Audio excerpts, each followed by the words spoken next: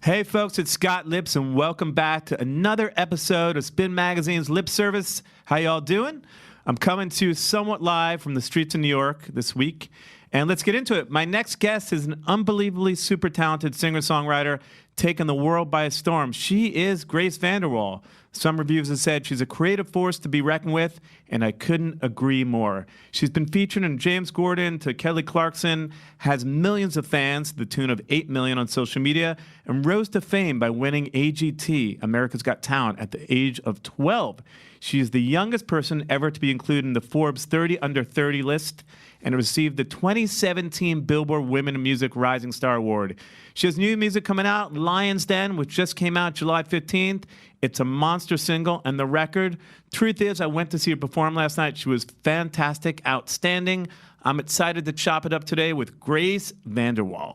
Hey, it's Scott Lips, and welcome back to another episode of Spin Magazine's Lip Service. I'm joined with the one and only Grace VanderWaal. We were having a great conversation. I decided to take a drink. Oh, it's all good. We were in a great conversation about people sleeping till 8 p.m., which really doesn't happen too much. Bizarre. And extremely concerning. It is. But that's my other friend. But you were great last night. I saw you play. You were great, and it was an untraditional venue. Yeah. But it was great to see you in person, and did a little video, and it was great to. I just knew that we were doing this today. Yeah, so I felt like I had to go see you perform. I had no idea you were there. I was in the front row, and people were like pushing me out of the way, but it was great. It was chaos. It was chaos. And you did a great version of Stay, which I loved, and Lion's Den. So we'll get into all that. But more importantly, like, it's great to see you. So thank you for coming in. Are you a morning person? No. Like, even this. Wait, what time is it again right now? I think it's like 11:15. It's almost midday, by the way. Yeah, Yeah, you're right. I should really get my act together on that. That's a very valid point. But you probably stay up late, like, writing music and. Yeah, I'm like very much a night owl. Like, I can never go to sleep. Last night was a good night, and I went to sleep at like 2:30. Okay, so you did the gig, and then after the gig, did you go out somewhere, or were you? I was so tired, dude. That was it. Okay. That was such a long day. I like meant my spirit wanted to, because I was like, yeah, but like just. Physically, I was like, I'm gonna lay in bed for 10 hours. Yeah, well, it was a great show. I mean, I want to talk about your whole history, your journey in life, the new record and everything. And talk to me about a little bit about how you grew up, because you grew up a little, I mean, you moved around from like Kansas City to New York, and now I think now you're in, where are you now? Like Georgia, right? Yeah. I was born in Kansas, and when I was I've only ever known New York. Like, I don't have any memories of Kansas, and I moved to New York, and that was something. And but not the city, right? You lived in Suffern? No. Yeah, we lived in Suffern. Yeah. Where is Suffern? I'm from New York. I have no idea where that is. It's do you know Ramapo? No. Do you know Rockland County? A little bit. I'm from Long Island. I don't know. Oh, yeah. Some reason I never go there. I don't know where that is. But Long Island, but there are some neighboring, Nyack.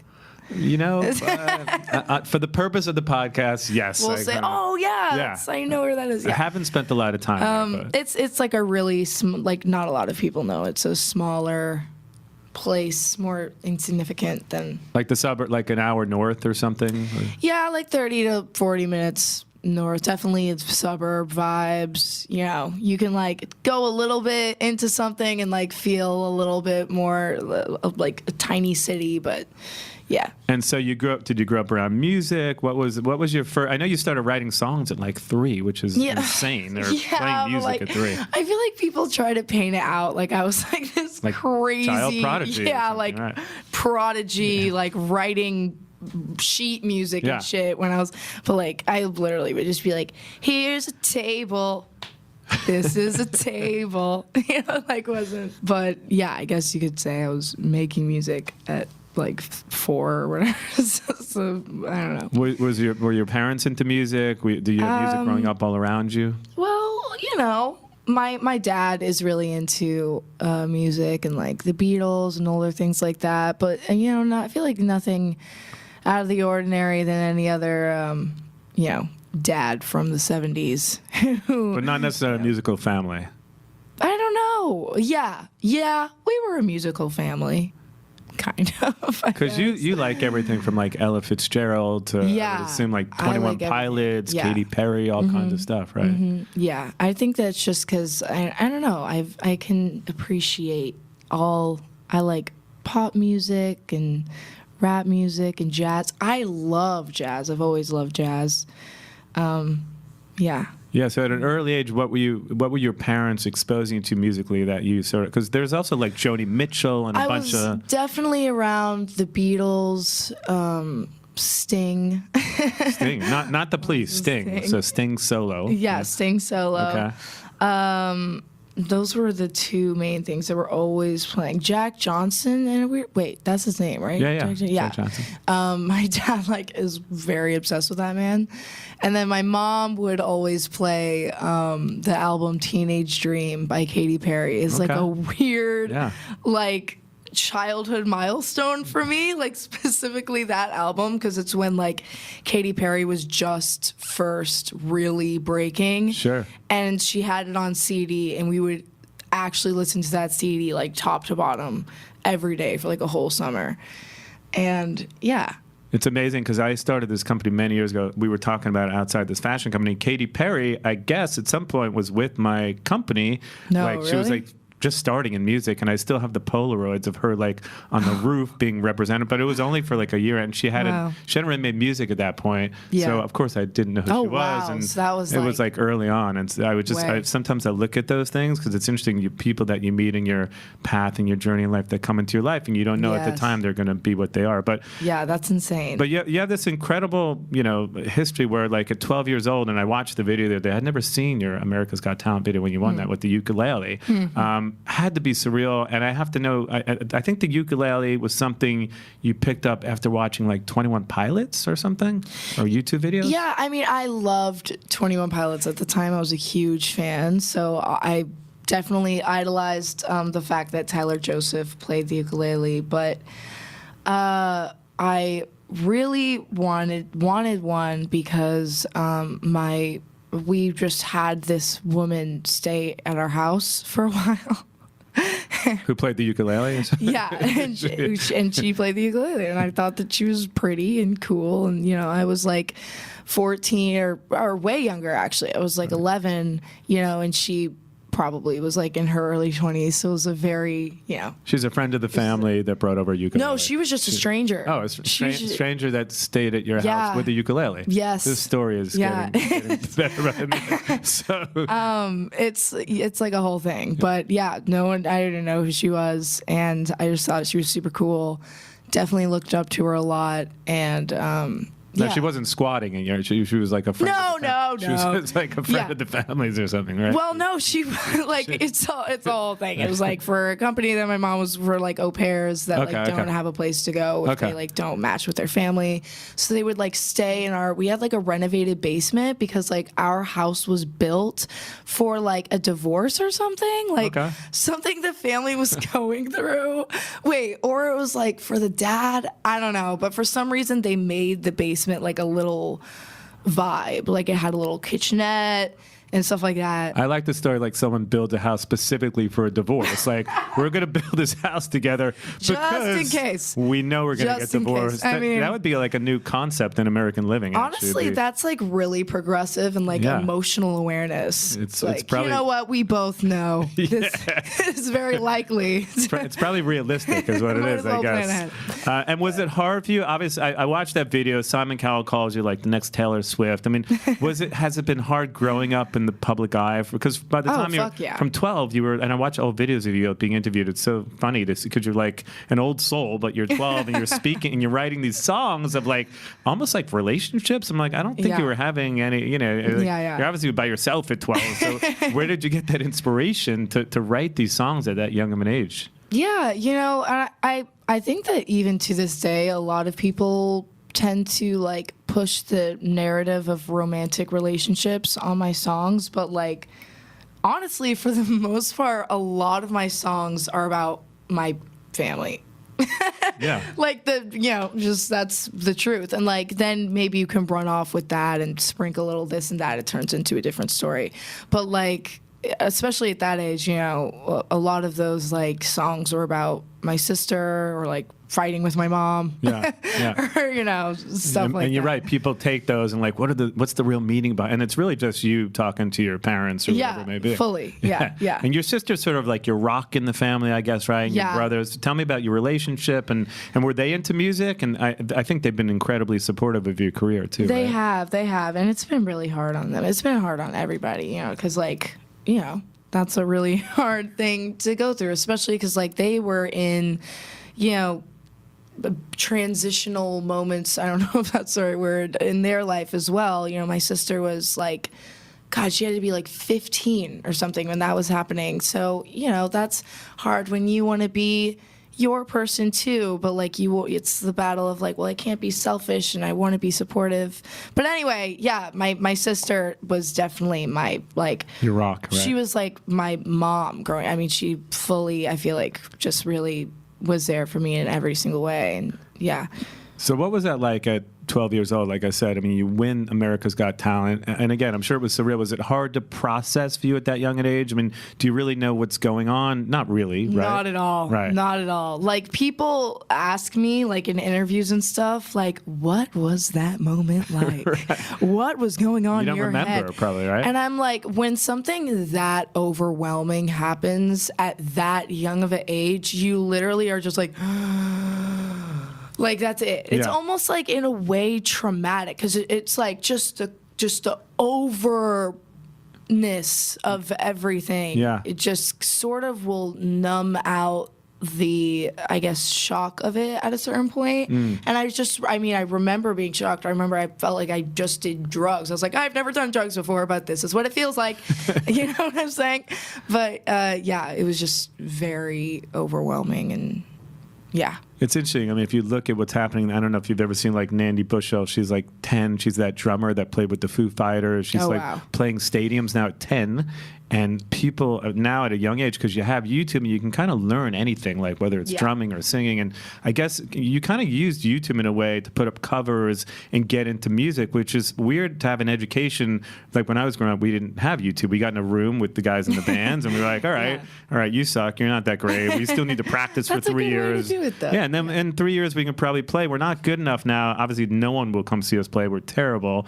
And we just worked on our craft. But you kind of started by just putting songs up on YouTube and covers. Yeah. And so tell me about that process and how that all started for you, because it is interesting. Again, I see people now in Shark Tank. They're like, I have a company. I'm 9. And I'm like, what? Like, what? You ever see that? I love Shark Tank. I love Shark Tank. But yeah, totally. Yeah, I mean, I learned ukulele on YouTube fully, which was cool that I live in an age where I can do that.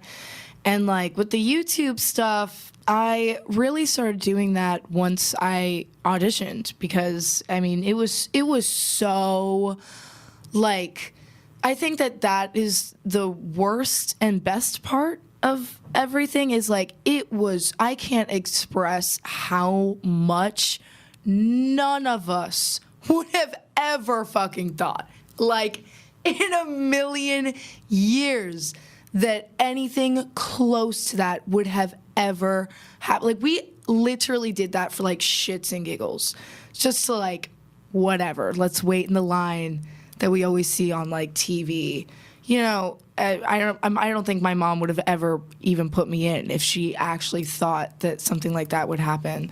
But what was like the first song that you uploaded to YouTube? It was Frosty the Snowman. Okay. I still remember. Yeah, because I did that audition, which was bizarre, and it's not the way it is on TV at all. Yeah, what's it like, actually? Because I mean, oh my God, we want to know the behind the scenes of what America's Got Talent. So there was no line, which is the only reason why we went there, because like we found out there were only those lines in filming cities. Now, is this in LA or are you in Georgia? This was in New York. New York, okay. New York. And yeah, they just like grouped us together, like singers, dancers, magicians, and then like you just went into this classroom with like all of like the chairs pushed up, and everyone's in there with you. Like, you don't go by yourself. You get like 20 seconds, and there's just this woman with a laptop. She's like not looking up at you. And I remember she's like, "Are you a magician or a singer?" I was like, okay, what the hell's happening? Because I did my turn, and I think I sang like X's and O's or something. Went back, and then we all went out of the room into this tiny hallway. It was so like dark and hot. And then they asked me back in, and it was like they had some weird excuse, like we are missing something on your information or something. And so I went in, and she asked me to sing another. She was like, do you have another song that you want to sing? Still not looking up at you typing. Well, no, now she was looking up. Okay. Now she was looking up. And this is the point where I was like, okay, this is maybe no, that's not happening, Grace. And so I went, and she literally had me sing until I was like, I don't know any more like covers or anything to sing. And that's actually, I don't know if I've even ever said, that's the first time that I sang I Don't Know My Name. Because I was like, I ran out of things, and then I was like, I mean, like, I have this little thing that I, like, tried to write the other day. Like, do you want me to sing that? And she was like, sure. I sang that. Then they took me to a whole other building that was, like, the show with, like, X's and, like, a real camera. It was wild. Because it was, like, on an iPhone before or something? Or? They weren't even filming it before. Oh, they weren't? Okay. They weren't even so wasting the camera memory. Okay. Yeah, no, it was just genuinely, she's like, blah, blah, blah. But my whole point of all of this is, like, I remember I walked out. I told my mom everything that happened. Well, because she came with me to the other building. We were both like, what the fuck? What is happening? You know, because now we're like, is this going to be a thing? Yeah. Like, what? And so I remember we went home that day and we were like, all right, this is going to sound crazy, but I literally think that I got on the show. Like, that is so insane. And I was like, yeah, maybe I should post some YouTube, but maybe I'm not that bad. Let me break out the ukulele. Yeah, and so that's when I started making little YouTube videos. And how did you know that it was resonating with people? Because it's interesting. I mean, I do believe your voice is incredible. I mean, let's just put it out there, right? You have an amazing voice. You're so talented. So, you know, I do believe that if you're that talented, you have all these tools at your fingertips now, and people can discover you, and they will discover you. Like, I had a guy on the show the other day, Teddy Swims. I don't know if you know him. He's an amazing singer. And he too put like covers on YouTube, and then he got like 400 million. Jesus you know, Christ. all of a sudden he's, you know, I don't know. Now he's like a big artist, becoming a big artist. Wow, So, that's but that's how, like, playing covers and doing covers on YouTube. Like, it used to be something we couldn't do because we didn't have that vehicle. But now, like, look what happened. So, but when did you know that that was like taking and people were like responding to what you were doing there? Well, so no one actually really cared until my thing aired. Okay. Yeah. So before that, there was like 16 views or something. Yeah, probably. Right, I think 24 Yeah. realm. It's tough. I've done those videos where like 6 people see them. You're like, Yeah. shit. And you know, just like half of them is you. Yeah. Just like refreshing. Yeah, keep playing it. Rewatching it. Yeah. It wasn't until my audition aired where like those started doing really well and people were finding me, and I was like, it was just bizarre. It was just crazy. And at that point, do your parents sit you down like, listen, we this is going to be a thing. Should we start putting like covers on YouTube and really run with this? No, not at all. Like, it was just so, I mean, they didn't even, I don't even remember anything. They didn't even do anything. It was just you. Well, like, the only time we might have talked was, I mean, because they were just as overwhelmed as, I mean, in a way, we were both just fully going through it together at the same time. It's not like they're like, listen, we've been around the business, and this is what you're going to do if you want to make it. You know, we're both, I mean, just all of us were just like, we don't know what's happening, but we're just going with it. And the only time that we, I guess, sort of talked was at the end of the show. I won, and I talked to Simon, and like, it was, we were discussing like a full record deal, and it was like, He's like, sign your life away right here and don't read this. right here or right now. Do not read this at all, but here's a 50-page contract. Yeah, but it was like in that moment where I think that we all, me and my parents, were starting to get the awareness of like, This is going to be something is, Yeah. this is serious. Something is happening right now that we should definitely think through. And the only thing really my mom ever said to me was, she was just like, no matter what, I am never going to be your manager or work for you. And I said, no matter what, I never want you to be my manager or work for me. And we both agreed that that was the best decision we could ever make. To this day, it's the best decision we've ever made.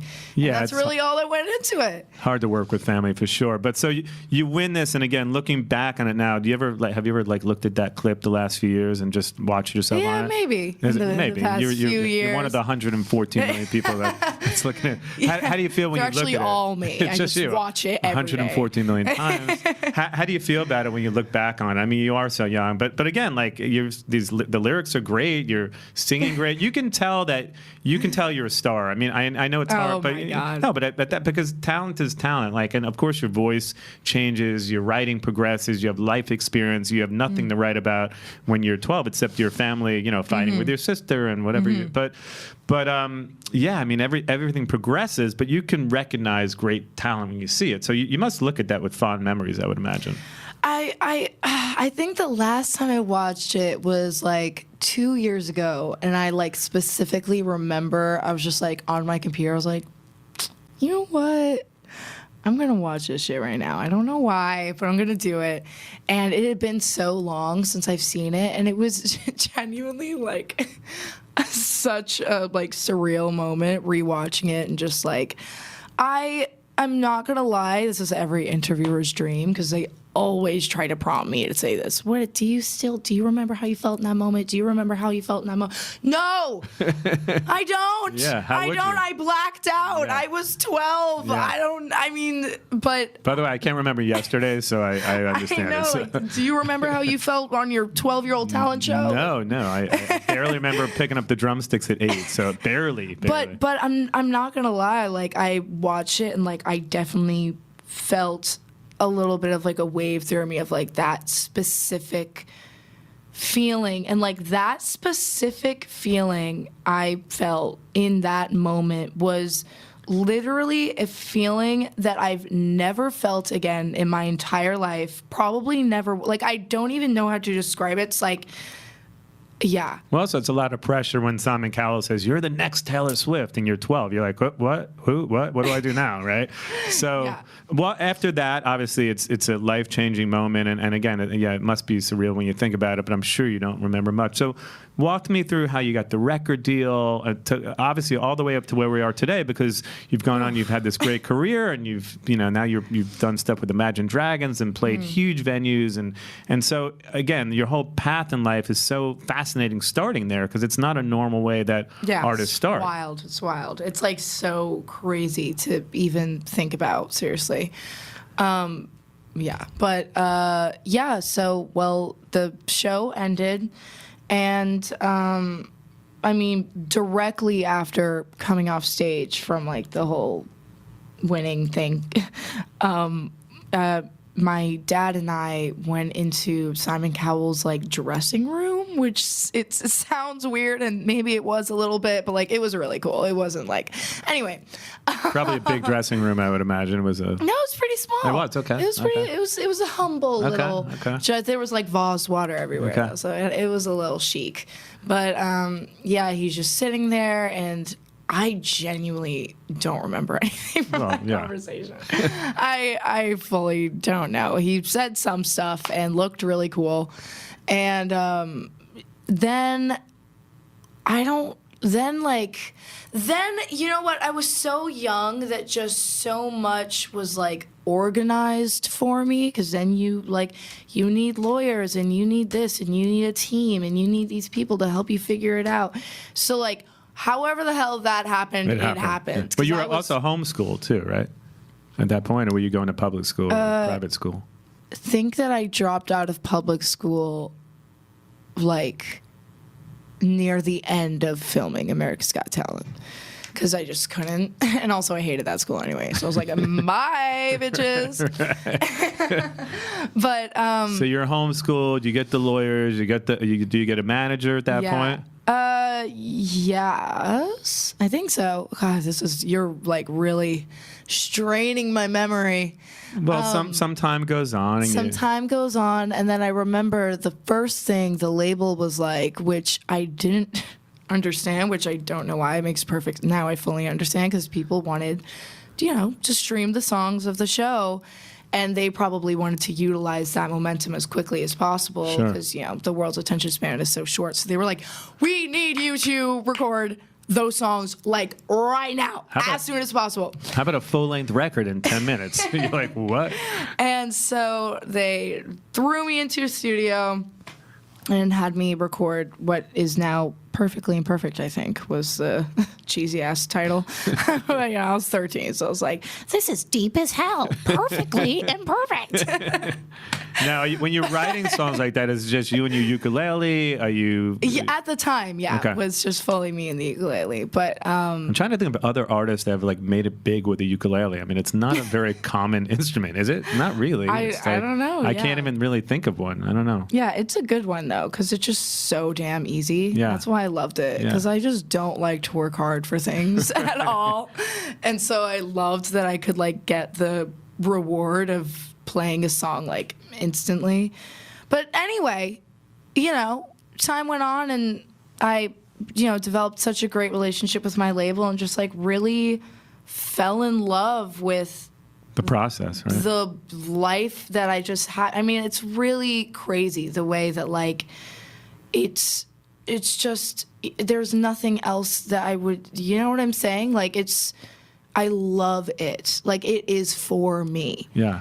And I think that that's just bizarre because I'm it happened so by chance, and it's just I don't know. It's almost really like divine intervention, I guess. It was something that was supposed to be, and because I fell in love with everything about my job, not just writing music or doing things that I love, doing things like this and traveling and going to studios and co-writing and learning different ways and processes of making music and just all of it. And I think you really value writing with people and the producers and the relationships that you have making music now. So because now, and I guess kind of fast forward a little bit, Lion's Den just came out July 15th. Yeah. You have another record coming out, your full length, right? Your second full length coming out. So the process of writing music now, I mean, I guess you probably still make music, I'm sure, in your bedroom and whatever, but you're also working with writers, producers, and I know those relationships, as I mentioned, are really important to you. Yes. So talk to me about how the process of music, is for you now. Yeah, I love co-writing and just being extreme. I also love production. I want to be a full producer one day when I'm ready to dip out. And so I love just being super collaborative on production and people that love to collaborate with me and hear my dumbass explanations of sounds. I'm like, can we have bubbles, but they're light and crunchy and dry? It's almost like a food description or something.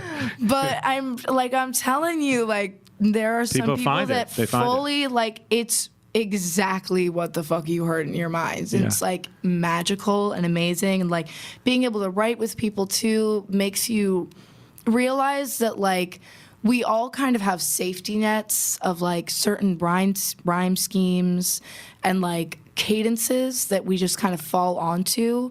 And it can make all of your songs sound the same. So to have a refresher of to riff on something and then someone's like, okay, what if we did that and took out this word and this word and elongated? You're like, whoa, why didn't I think of that? It's cool to have someone kind of take you out of your comfortable. Your zone, yeah. Yeah. Do you ever go to writing camps, or do you have one? You have Phineas and you have Billy. Do you have your magical person that you believe is a few magical people that I just really like. So who are those people that are your? There's a producer and writer named Ito that he's actually based here in New York, I think. But it's crazy because most, especially musical relationships, I made when I was really young. No offense, #no hate, but didn't last because I was learning what I like and what I'm into. But he was the first person I've ever worked with. So he's literally family to me at this point. I've known him since I was 12. And I made Moonlight with him, which was like my first sort of independent, outside of the America's Got Talent realm, label sort of letting me do my thing song, which it's a very special milestone to me. But yeah, so him, and then also Mike Elizondo I just started working with for the EP that I'm dropping soon, that I can tell that's going to be a relationship for years and years. I love that guy. Amazing. Yeah. And during the pandemic, was your process like sending files back and forth? Did you get together with these guys and make music? Or Yeah, during the pandemic just didn't work. We tried the things like that, and it's just not. You gotta be there. Yeah, like no, it I just agree. doesn't work. Like maybe at the tail end of songs, we can bounce back and forth of Yeah. like just mastering. Like, oh, maybe this can be added or this beat at 2:13 can be dropped out. But like for the birth of the vibe, you just You have gotta to. be there. You gotta be just there. have to. So Yeah. talk to me about Lion's Den. I saw, as I Yeah. said, I saw you play last night, Stay, which I loved, the great version of that, and Lion's Den, which you got to perform. So was Yeah. that the first time you've actually performed that song? Because it just came out. Yeah, so. it was the first time. So, it wasn't terrible, but No, I mean, again, a non-traditional venue, but you've also Yeah. played stadiums, like I said, with Imagine Dragons and theater tours and whatever. Yeah. So, and when you look back on some of your touring, and obviously you're going to do some more touring coming up now, like, what are your fondest memories? I mean, like, oh my God, I love touring. I have some really, really good memories from touring. Imagine Dragons definitely holds some of my best touring memories. Like, dude, that was just like, even just on a non-professional note, like one of the best summers of like my Amazing. life. It was just so fucking fun, and like good bunch of people, I guess. oh, just such good people. Yeah. And it was me and my personal band, so we're all like really good friends, and yeah, we had some really good times. I remember at the very end we all put on like these big like blow up suits Yeah. and like ran out on Imagine Dragons at the end of their show to like, I don't know, whatever, prank them or whatever. You always have to do the prank. I don't know, but it was stupid as hell, but it was fun as hell. Yeah. And just like messing around on that whole tour, I just like remember seriously like having the time of my life on That's that awesome. tour. I'm sure there's plans to tour this new record coming out too, right? Yeah, I really want to be an opener guy. I love being an opener. Yeah. I love being an opener. I would be happy being an opener for the rest of my life. Now, I Like, heard that it's you're the a best. fan of, like, because it's funny, you talk about, like, never meet your idols, and sometimes you meet them, and sometimes they're great, and sometimes they're terrible people, but Yeah. I think you're a fan of Ariana Grande. Oh my You got God, to yeah, meet her once, yeah. right? How was that? What was that like? No, I've never met her. Oh, you never met her? I've Okay. seen her from afar. Okay, she's been in the room somewhere. Like twice, I Okay. think. We've been in the same Yeah, areas. I'm sure she knows who before. you are. Oh God, no, she doesn't.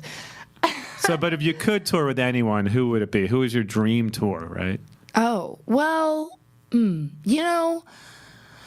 there are definitely people where I'm like, I love them and I would love to tour with them, but like, I love to like be surprised, and maybe like I would have never thought that I would have toured with Imagine Dragons. I don't think that I would have ever. I mean, I really fell in love with their music on that tour. Yeah. But I don't think I ever would have reached out and been like, I want to tour with Imagine Dragons. Reach out to their team, Right. And it was like it was the best thing ever. So like I feel like I'm not exactly like that, but it would be cool to like. But Grace's dream tour, would it be like Fleetwood Mac, a Stevie Nicks solo tour, a Joni Mitchell solo tour? I mean, Ariana Grande. Like, who would be like your dream tour that you could go on? Cameras off! All live cams off. What's going on here? They just took us off the air. Get out of my studio! Turn the cameras back on.